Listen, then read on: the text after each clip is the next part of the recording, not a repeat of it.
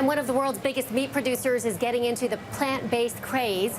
Tyson Foods is producing a line of mixed protein alternatives, but the range is not vegan friendly. It follows the IPO of Beyond Meat, which currently has a market cap in excess of $8 billion.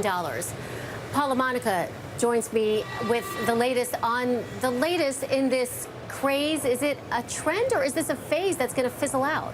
Fad, I should say. Yeah, I don't know, Allison, if I would say that the trend towards consumers eating more of these plant-based foods is a fad, but the stock prices of a company like Beyond Meat and maybe now others like Tyson trying to ride the wave, that could definitely be a bit of a Wall Street bubble, if you will, because there's so much attention on Beyond Meat, which isn't making money yet. Impossible, which is raising more money. They have a partnership with Burger King that's been widely publicized. So there's a lot of hype about this that's led to some pretty crazy valuations. But I think consumers clearly want these types of meat alternatives, and that's why you're seeing Tyson do this with a bit of a hybrid, because as you mentioned, there are egg whites in there, so it's not completely animal free the way that Beyond Meat's pea-based proteins are. And then you've even got KFC. I mean, the C stands for chicken. They're going to be doing vegan nuggets, testing that out in the UK with a fermented fungus as the protein.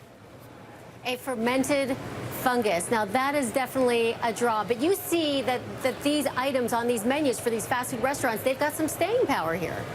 Yeah, I think they definitely do. I mean, clearly Burger King has had success with the Impossible Whopper. Impossible, again, is the main rival to Beyond Meat. And Beyond Meat is also working with a lot of fast food companies, including Burger King's corporate cousin Tim Hortons, on a sausage patty, if you will, a breakfast sausage that is made from Beyond Meat's plant-based alternative. So I think fast food chains are clearly recognizing that consumers, particularly younger ones, more health conscious, also worried about the environment, want these types of things on the menu. And Beyond Meat, to its credit, also has the retail distribution too. You can go and buy their patties in a lot of stores. Impossible is still working on getting grocery distribution.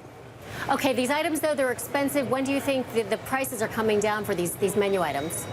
Yeah, I think that's going to be a great point. As long as you have these types of food in such high demand, it's going to behoove, obviously, the companies to take advantage of that and keep prices high. So I wouldn't be shocked to see prices remain elevated for the foreseeable future. It's not going to be until you see more companies like Tyson getting into the business and Impossible being able to increase distribution before prices, I think, would really come down to a more reasonable level.